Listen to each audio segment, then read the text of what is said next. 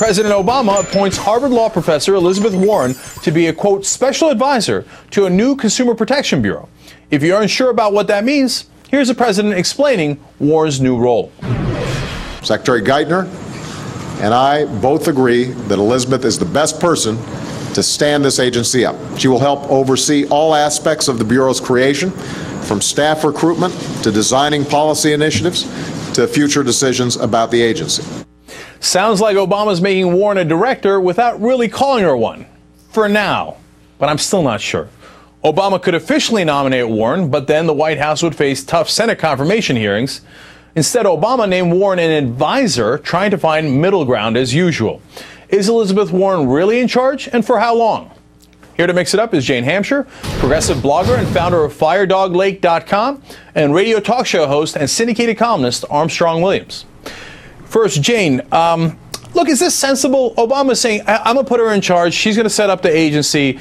But this way, I don't have to deal with not only the Republicans, but Chris Dodd and the other Democrats who don't want her. And mission accomplished. Does that make sense?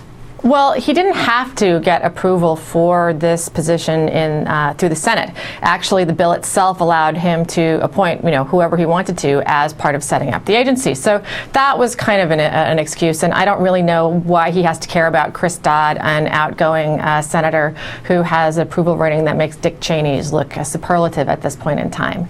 It's sort of a Solomonic move to try and, appease the base at the same time, not, upset the banks by appointing someone that they don't want.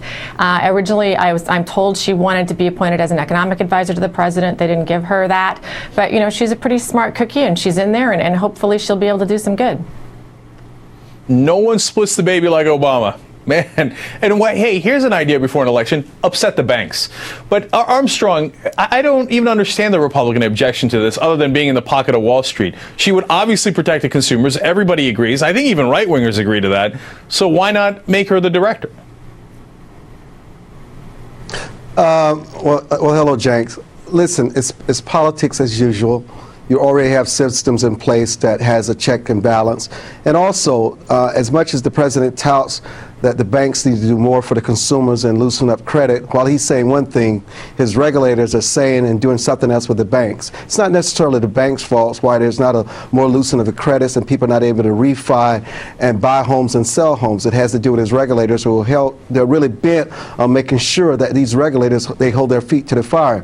Mrs. Warren would like to have Senate confirmation because of the credibility and the stature that it would give her. And yes, the president will have difficulty in what we call, he's creating another czar position. It's just a figurehead. It's a public relations gimmick before the elections to give the impression that the president is doing something about Wall Street out of control. After she is appointed, and if he does do this, a month and a half into her role, you will hear little or anything about her. It's just it's a one-day story that will just not last.